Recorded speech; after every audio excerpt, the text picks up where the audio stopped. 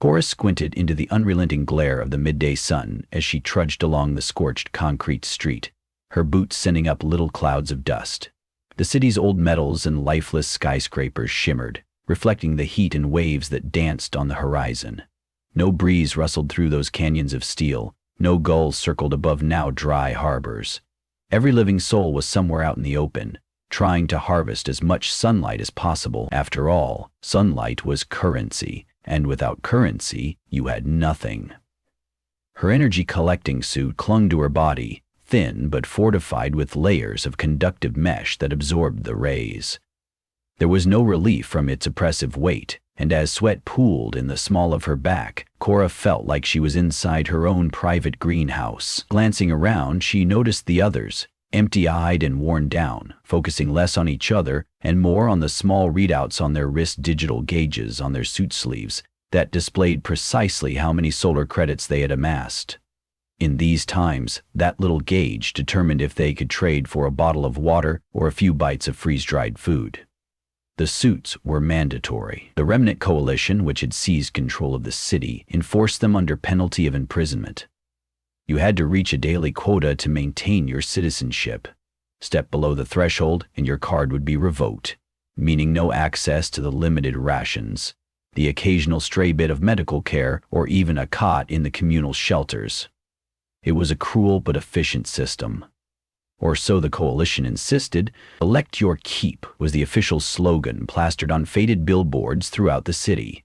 The murals showed glamorous individuals smiling under radiant sunshine, suits gleaming as if it were a privilege to be part of the grand effort to salvage humanity. But on the ground, there was nothing glamorous about it. Gritting her teeth, Cora paused in the middle of a blistering crosswalk. The skin around her lip was already cracked, and her tongue felt like sandpaper. The dryness sapped her focus, but she needed to check her gauge. Pressing a small button on the wrist, she saw she had collected 2.1 kilojoules of solar energy so far today, barely enough to barter for a half-liter of water. She still had hours of daylight left, but the punishing sun was no friend, more like an overlord. Her mind drifted to a friend who was forced to keep collecting even when she collapsed from heat stroke. The Coalition marshals had found her unconscious body and tossed it in a medical unit, docking her weekly rations for her laziness. It was a grim memory that haunted her every time her own limbs felt weak and wobbly from dehydration. But she couldn't stop. Not now. That evening, after wringing what she could out of the merciless sun, Coral joined the line outside the trade depot. The depot was an imposing structure of sheet metal and plastic sheeting, hastily erected in what used to be a community park. In a prior era, families once laughed on the swings under big leafy trees. Now it was a sea of parched dirt, with orphans kicking around rocks and empty tin cans. The queue moved in halting increments, as suits were scanned at the entry to determine credit totals. While she waited, Cora saw a mother and her young daughter just outside the line. They looked battered by life, their suits ragged and patched with scavenged scraps. The mother kept anxiously eyeing her daughter's gauge, probably terrified that their combined total wouldn't be enough for the basics. The child, no older than 5, seemed lost in thought, staring into the gloom behind the trade depot. No sense of wonder in that young face, just a resigned dullness. This was the only life she knew. Cora tore her gaze away, not wanting to draw attention. She reached the front, walking through a metal gate lit by harsh fluorescent tubing. A scanner beeped as she placed her wrist near it, reading 3.4 kilojoules. She stepped into the dimly lit interior, full of benches and makeshift counters. The walls were lined with compartments holding sealed boxes of dehydrated beans, powdered milk, and vitamin tablets. The acrid smell of fear and desperation was thick, mingling with the tang of dried sweat from dozens of people in tight suits. Behind the main counter was a gruff man in a half-helmet, skin slicked with sweat as well. He glanced up at her with bored eyes. "What'll it be?" he asked, mouth twisting as if he loathed his job but also relished the power.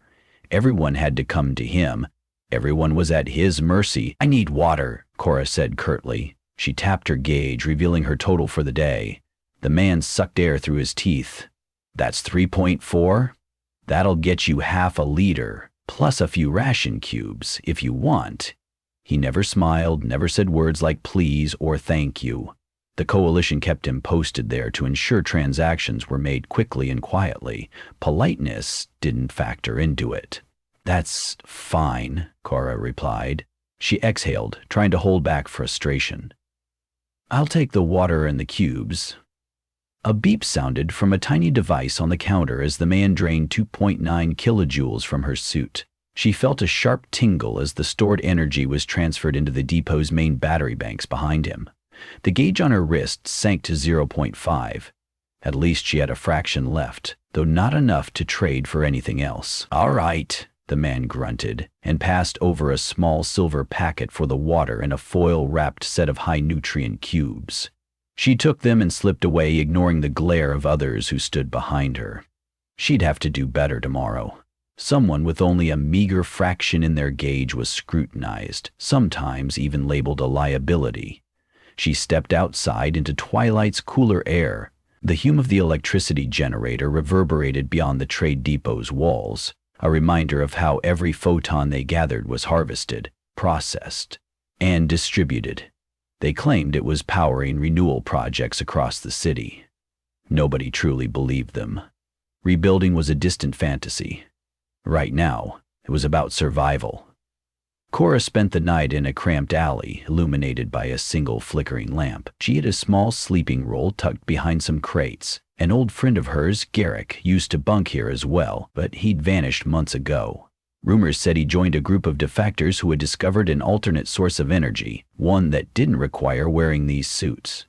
Everyone called them fantasists or conspirators, or sometimes just liars. The coalition had never publicly acknowledged such a possibility. Of course they wouldn't. If an alternative energy source existed, it would shatter their monopoly. With a sigh, she opened the silver pouch and sipped the water, letting it cool her parched throat. She broke a single ration cube with her teeth, tasting the bland chalkiness. At least it was sustenance. As she swallowed, she thought about Garrick's last words, whispered in the hush of some deserted street corner. "We're more than batteries, Cora. If you don't want to be a slave to the sun, follow me." Then he had disappeared. She'd never followed. She'd been too afraid.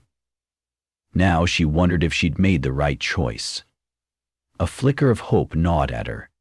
She peered at the star-studded sky and tried to imagine a different world, a freer life than scraping by as a living solar panel. The next morning she woke early, rolling up her bedding and stuffing it into a crevice between the crates for safekeeping. The air was still dark and the sun was hidden behind the ruined skyline. But with time, a pale glow would creep across the city, slapping them all back into their suits routine. She hated those first moments of dawn the most, because they teased the possibility of a normal sunrise that might be appreciated for beauty alone. Instead, they were a clarion call to get out there and earn your keep. Her footfalls echoed as she made her way through debris-littered streets. The city felt like a giant graveyard, hollowed and sad, waiting for a new purpose that never arrived. Near the old highways that led out of town, Cora found a vantage point that wasn't crowded by other harvesters. She perched on a chunk of broken concrete and looked down at the sparse morning traffic of people in suits spread out in search of prime sun. The vantage point elevated her above them, though it also meant drawing attention. Coalition marshals occasionally roamed with rifles, searching for contraband or unauthorized gatherings. But she'd learned how to keep a low profile, how to slip away at the first sign of trouble. As the sun rose, her suit began to hum faintly. The risk gauge flickered from 0.5 to 0.7, then up to 1. She tried to soak in the rays, mindful of how quickly dehydration could set in. Her tongue already felt thick, and she had no water left. She would need to harvest enough to pay for more before midday if she didn't want to collapse. The suit's technology was advanced, yet ironically it required enormous amounts of water to keep one's body stable in the baking heat. A vicious cycle, as the coalition well knew. Her eyes scanned the horizon. Overgrown highways led out into desert lands, arid expanses that were rumored to house large-scale solar farms, presumably run by the coalition. She had never been beyond city limits, though. Few dared to venture out. Marshals patrolled the roads, and resources were even scarcer in the wild. Sometimes she thought about Garrick's claims of hidden enclaves out there, groups who refused to be part of the coalition's sun-harvesting economy, but it seemed too improbable. She had no real evidence. Then again, just a few rungs below improbable was possible. Her musing was cut short by a metallic clank behind her. She spun, alarms firing in her mind, expecting to see a marshal or a desperate scavenger. Instead, a man stepped into view, gaunt, with hollow cheeks and bloodshot eyes. He wore a battered suit, and in his right hand was a small object that glowed faintly green, presumably a custom gadget or illicit device. A stolen sensor or a contraband battery pack, perhaps. He slowly raised his hands to show he meant no harm. "Didn't mean to spook you," he rasped. "You're Cora, right?" Her heart hammered. "How do you know my name?" "Garrick told me about you," the man replied. He kept his voice low, scanning the area. "Said if I needed someone I could trust in the city, I should find you. Name's Lilum." Her breath caught. "He's still alive," she whispered, fighting the urge to grow excited too quickly. A small, grim smile touched Lilum's chapped lips. "Very much alive. He's working on something big. A group of us, we live outside Coalition territory. We're building an energy system of our own." Cora blinked. "But how? The marshals?" "Security's not as tight as they want you to think," Lilum interjected. "They do patrol the highways, but we found ways around that. You remember the old utility tunnels beneath the suburbs, the sewers? Some are still passable. Garrick's group is using them to move supplies and people. That's how we got this." He held up the glowing device. "It's a small battery that stores energy from wind turbines. Don't ask me how we got the turbines running, but we did. Once we can get enough of them operational, we won't need to rely on solar suits anymore." She sat stunned, her mind buzzing. Wind power? She'd always assumed those tall windmills rusted into worthless junk decades ago. Then again, necessity bred ingenuity. "Why are you here?" she asked at last, glancing around anxiously. "Telling me this could get you arrested, or worse."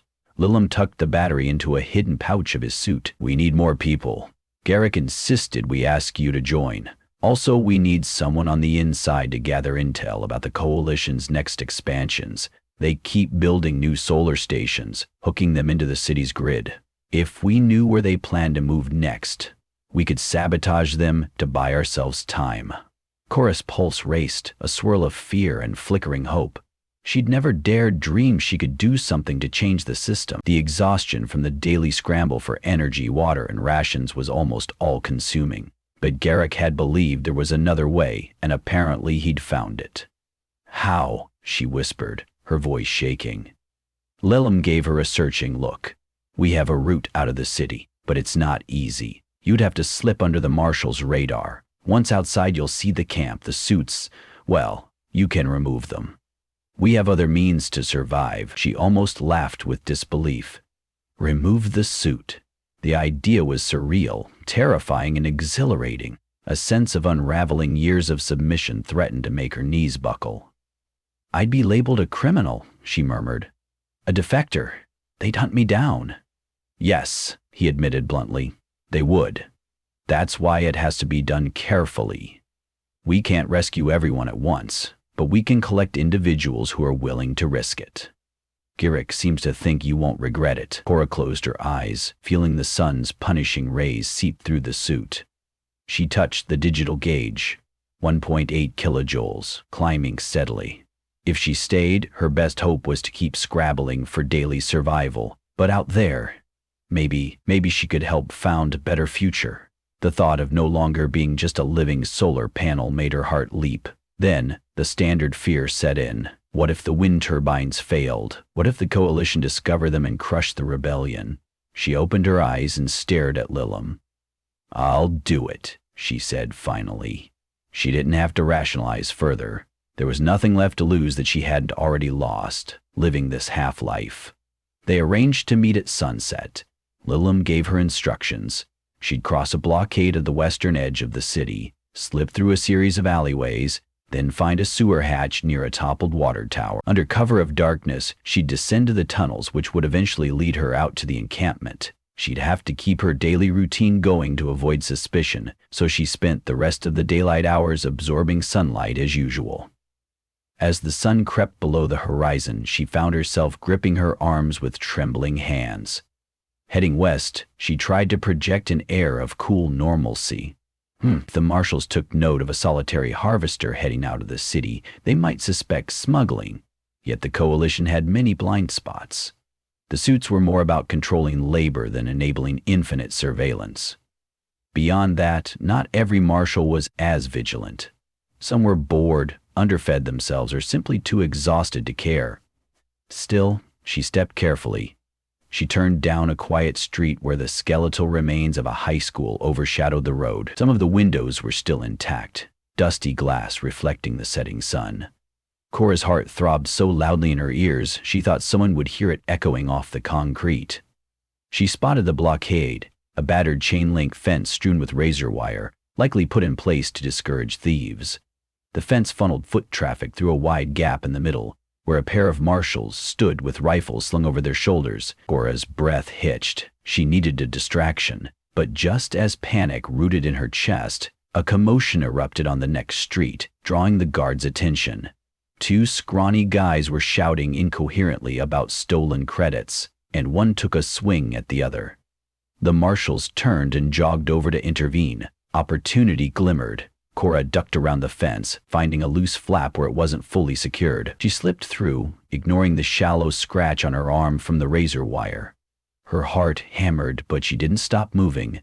She crossed the deserted sector, picking her way past rubble and dried weeds that had reclaimed sidewalks.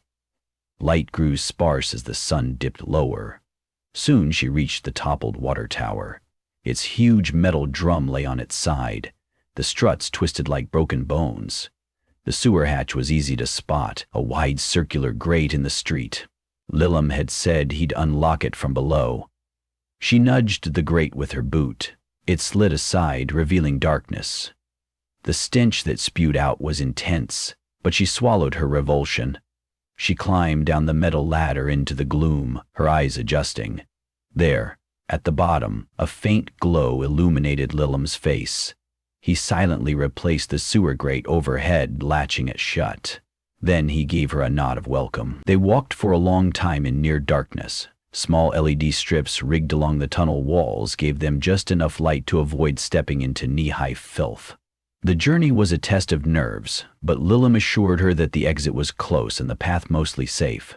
Along the way, she saw evidence of previous travelers, abandoned flashlights, scraps of clothing, even faded graffiti scrawled in black paint warning them to beware the marshal. Eventually, fresh air replaced the foul sewer smell, and they emerged onto a rocky slope under the starlit sky. Ahead, the desert stretched in rolling dunes. In the distance, silhouettes of tall, spindly wind turbines rose from the earth, their blades turning slowly by the night breeze. She couldn't remember the last time she'd seen functioning windmills. Her chest tightened at the sight. "Come on," Lilim urged, leading her along a footpath. They passed beneath clusters of swirling turbines. A few small tents appeared, then larger shelters made from salvaged steel plates. Electric lanterns dotted the camp, casting a gentle glow that felt almost comforting. Then she saw them. Families, children, elderly, and people her age, all wandering freely without suits. Some still wore patchwork clothing, while others had cobbled together garments from the same type of conductive fabric but shaped into simpler out. No wrist gauges glowed in the dark. It was like stepping into a world she'd forgotten could exist. She followed Lilim to a large pavilion near the center, where a figure emerged from behind a makeshift workbench.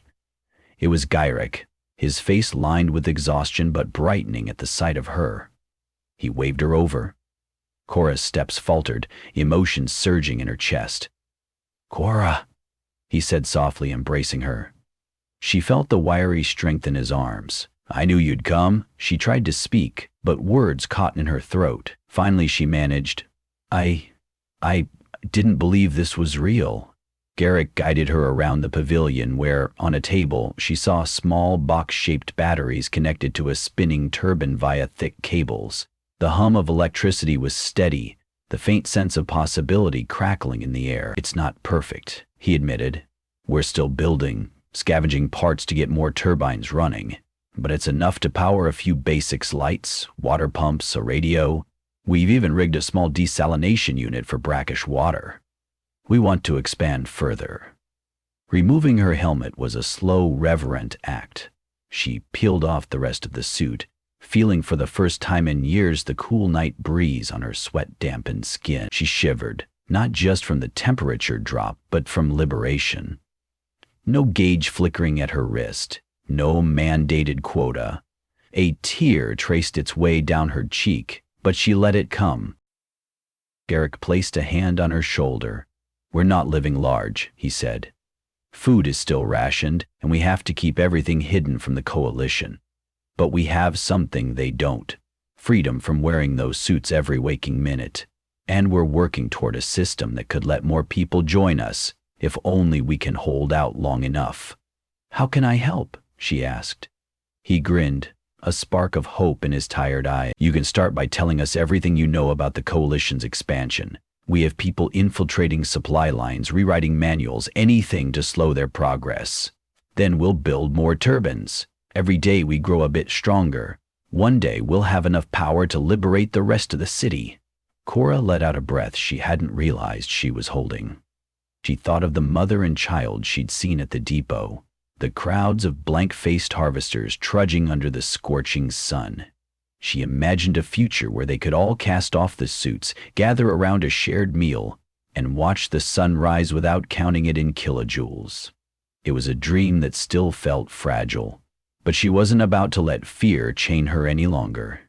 Over the following weeks, Cora settled into a new rhythm. She pitched in where she could, helping to solder wires on the turbines, patching up cracks in the makeshift shelters, and delivering messages along hidden routes to others who might want out. The work was backbreaking, but it was honest. Every night she slept without that suffocating second skin, though the memory of it haunted her dreams. Information she provided about the Coalition's trade depots and guard rotations proved invaluable. Saboteurs were able to knock out a major battery station near the city's outskirts, forcing the marshals to focus resources there while ignoring rumors of an illegal wind farm out in the desert. Meanwhile, more defectors trickled in. A father carrying his injured son on his back. A group of ex-guards who had grown resentful of the Coalition's tyranny. They brought news of a clampdown inside the city, but at least some people were still slipping out. The cracks in the Coalition's hold were widening. One evening, Garrick took Cora aside to show her their desalination rig. A slender pipe drew brackish groundwater from beneath the desert, filtering it through makeshift membranes powered by the turbines. It wasn't perfect. There were metallic tangs in the water, and they had to ration heavily, but it was clean enough for survival. As Cora lifted a metal cup of that not-quite-sweet water to her lips, she felt a profound sense of gratitude. "This is just the beginning," Garrick said, watching her. "One day, if we can scale up, we'll have more turbines, maybe even restore a few hydro dams if any are left. Solar could be used too, but not like the Coalition does it. No forced suits, no daily quotas. We want cooperative systems, not exploitative ones." Cora nodded, remembering the countless hours spent baking in the sun for those tiny increments of currency. "Together," she murmured, "we can build something better. And the Coalition? We can't let them keep controlling the city forever." His eyes shone with determination. "We won't. Their entire system is built on fear and forced labor. People yearn for a choice. We're offering that." The real test came a week later, when a band of marshals raided a halfway camp near the sewer exit.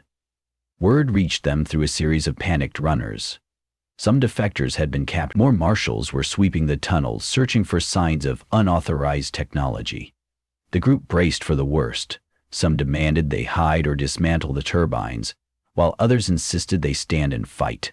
Cora found herself at the forefront of the heated debate.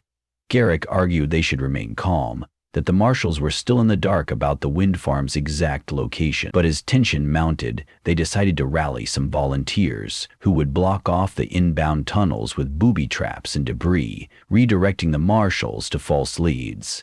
It was dangerous, but it might buy time. They worked through the night, swinging pickaxes, gathering rubble, rigging old electronics to short-circuit entire corridors. Cora was out there, sleeves rolled up, sweat dripping, her palms blistered. When their sabotage was complete, she slipped back to the turbine camp. Fright soared, but also pride. She had never felt so alive. The next few days were an anxious blur. Scouts kept watch from vantage points. Every time dust kicked up in the distance, hearts pounded, expecting to see an armored convoy. But the marshals never came. Sometimes, small squads were glimpsed, patrolling distant ridges, but none approached the turbine. They seemed fixated on the scrambled leads left behind. At sunrise, after another tense night, Cora stood at the edge of the camp. She gazed at the vast desert sky as the wind turbines churned overhead. A few children ran by, barefoot and giggling, a sight almost unimaginable back in the city. Not because children didn't exist, but because they rarely laughed like that. She recalled the mother and daughter from the trade depot line and silently vowed that she'd do everything possible to help more families find their way here. They had issues to overcome, of course: dwindling resources, incomplete technology, limited skill sets. But they were free to try, free to fail, and try again. She thought of how the city's hungry gazes had once weighed on her. It still lingered in her mind, the knowledge that so many were still enslaved to the suits. One day, she told herself, we'll liberate them, not out of pity, but out of fury at a broken system that turned humans into living batteries. She inhaled the crisp, dusty air, letting it fill her lungs. Below, a team wrestled with a newly scavenged windmill blade, attaching it to its tower with ropes and pulleys. Garrick was calling out instructions, his voice carried by the breeze. Lilum was there too, carefully threading cables into a distribution box. This was the shape of hope, disorganized, risky, but undeniably real. Standing there, Cora felt the sun's warmth on her face. No suit to trap it, no gauge to measure its worth. She closed her eyes, savoring the sensation. She had never understood before how something as simple as feeling the sunlight could be an act of reclamation. Now she knew. And it tasted like freedom.